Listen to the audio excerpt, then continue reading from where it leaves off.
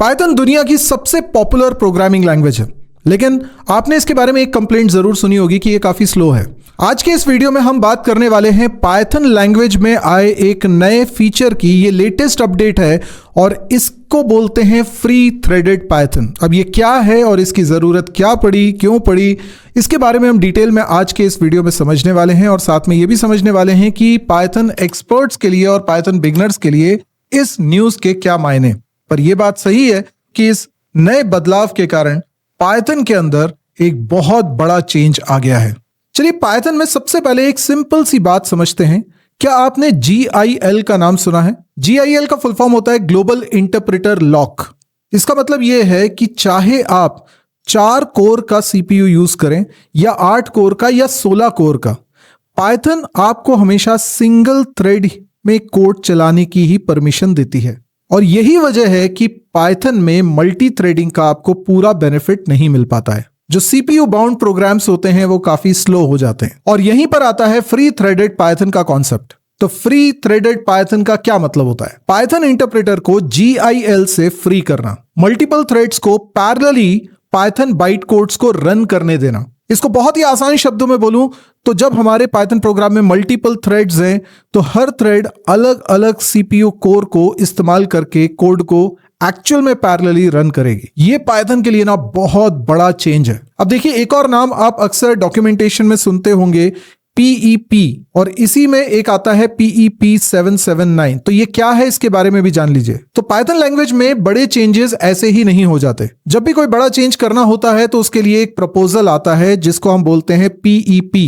यानी Python enhancement proposal. तो PEP 779 एक पर्टिकुलर प्रपोजल है और इसका कहना यह है कि सी पाइथन का एक ऐसा स्पेशल वर्जन होना चाहिए जिसमें GIL का यूज मैंडेटरी ना हो। डेवलपर के पास ये चॉइस होनी चाहिए कि वो GIL को यूज करना चाहता है या नहीं करना चाहता। यानी GIL को यूज करेगा तो हम मल्टी कोर का बेनिफिट नहीं ले पाएंगे जब हम एक्चुअल में पाइथन में थ्रेडिंग कर रहे होंगे। तो मल्टीपल थ्रेड्स एक्चुअल में पैरेलल नहीं चल पाएंगी, अलग अलग कोर्स में रन नहीं हो पाएंगी। लेकिन अब पाइथन के डेवलपर्स को ये ऑप्शन मिल जाता है कि वो GIL के बिना कोड को रन कर सकते हैं, जिसका मतलब मल्टीपल थ्रेड्स एक साथ अलग अलग कोर में रन हो सकती हैं। तब आप समझ ही गए होंगे कि ये पाइथन को इवॉल्व करने वाला कॉन्सेप्ट है। अब यहां कई लोगों का सवाल यह होगा कि क्या GIL पूरी तरीके से खत्म हो जाएगा? जी नहीं, इसका आंसर साफ शब्दों में है कि ऐसा नहीं होगा। यह एक ऑप्शन के तौर पे आपको फैसिलिटी दी जा रही है। इसका एक बड़ा रीजन है बैकवर्ड कंपैटिबिलिटी प्रोवाइड करना, सो दैट कि जो पुराने एप्लीकेशंस पाइथन में ऑलरेडी डेवलप्ड हैं उनको कहीं कोई दिक्कत नहीं जाएगी, उसमें GIL का सपोर्ट रहेगा और अब फ्री थ्रेडेड बिल्ड भी किया जा सकता है। तो अगर आप ये सोच रहे हैं कि कल से GIL एकदम गायब हो जाएगा और पाइथन का कोड ऑटोमेटिकली फास्ट रन करने लग जाएगा, तो ऐसा नहीं है। पाइथन आपको दोनों ऑप्शन देगी, ये आपके ऊपर है कि आप कौन से ऑप्शन को चुनते हैं। तो अगर आपको बैकवर्ड कंपैटिबिलिटी की चिंता है तो आप GIL को कंटिन्यू यूज करिए, और अगर आप कुछ मॉडर्न कॉन्सेप्ट को यूज करना चाह रहे हैं जहां पे बैकवर्ड कंपैटिबिलिटी इशू नहीं है, वहां पे आप फ्री थ्रेडेड का इस्तेमाल करें। बड़ा सवाल यह आता है कि इस कॉन्सेप्ट के आने से फायदा किसको मिल रहा है? तो हम सब जानते हैं कि साइंटिफिक कंप्यूटेशन या AI ML से रिलेटेड कोई वर्क हो, या बहुत सारे डेटा पे कुछ ऑपरेशन करने हो, डेटा साइंस, डेटा एनालिसिस के क्षेत्र में काम करना हो, या हाई परफॉर्मेंस सर्वर के लिए काम करना हो, या CPU bound multi threaded programs को चलाना हो,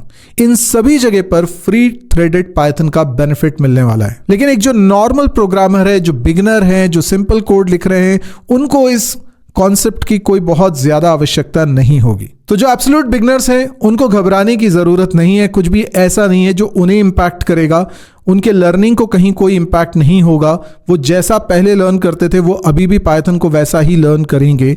लेकिन जो एक्सपर्ट प्रोग्रामर्स हैं, जो क्रूशियल प्रोजेक्ट्स पे काम कर रहे हैं, उन लोगों के लिए गेम चेंजर साबित होगा। तो पाइथन लैंग्वेज पे इस कॉन्सेप्ट के आ जाने से क्या फ्यूचर इंपैक्ट होने वाला है? देखिए, पाइथन लैंग्वेज अभी भी हाई परफॉर्मेंस कोडिंग के लिए यूटिलाइज नहीं होती थी, क्योंकि इसके लिए अभी भी C++ लैंग्वेज ही मार्केट में डोमिनेंट प्रोग्रामिंग लैंग्वेजेस हैं। लेकिन फ्यूचर के हिसाब से सोचें तो ये पाइथन के लिए एक अच्छी खबर है कि ये हाई परफॉर्मेंस डोमेन में एंट्री कर चुकी है।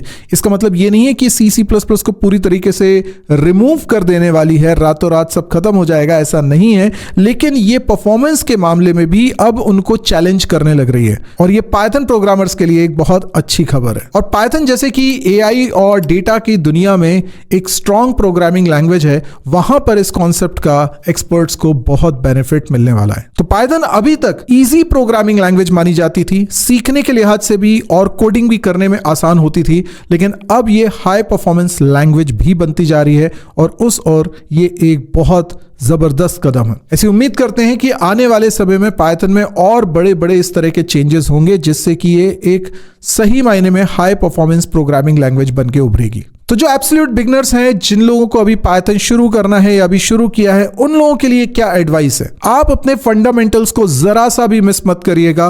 कोर फंडामेंटल्स बहुत अच्छी तरीके से आपको कवर करने की जरूरत है। चाहे थ्रेडिंग का कॉन्सेप्ट हो, एक्सेप्शन हैंडलिंग का कॉन्सेप्ट हो, फाइल हैंडलिंग का कॉन्सेप्ट हो, या डेकोरेटर का कॉन्सेप्ट हो, या आइटरेटर जनरेटर का कॉन्सेप्ट हो, या असिंग का कॉन्सेप्ट हो, ये सारे जो कॉन्सेप्ट कॉम्प्लिकेटेड लगने वाले जो कॉन्सेप्ट हैं, इन पर भी आपकी बहुत अच्छी कमांड होनी चाहिए। तो डायरेक्टली आप फ्रेमवर्क्स पे जंप मत करिएगा, पहले कोर पाइथन पे अच्छे से अपनी कमांड बनाइए और प्रोग्रामिंग लॉजिक्स बिल्ड करने पर तो काफी प्रैक्टिस करने की जरूरत है। और ध्यान रखो, इंटरव्यूज में भी पाइथन लैंग्वेज आजकल बहुत ज्यादा चुनी जाती है। उसका कारण है कि आपका टाइम सेव करती है और आप सिंटेक्स में ना उलझ के ज्यादा से ज्यादा कोड के लॉजिक को बनाने में टाइम दे पाते हैं।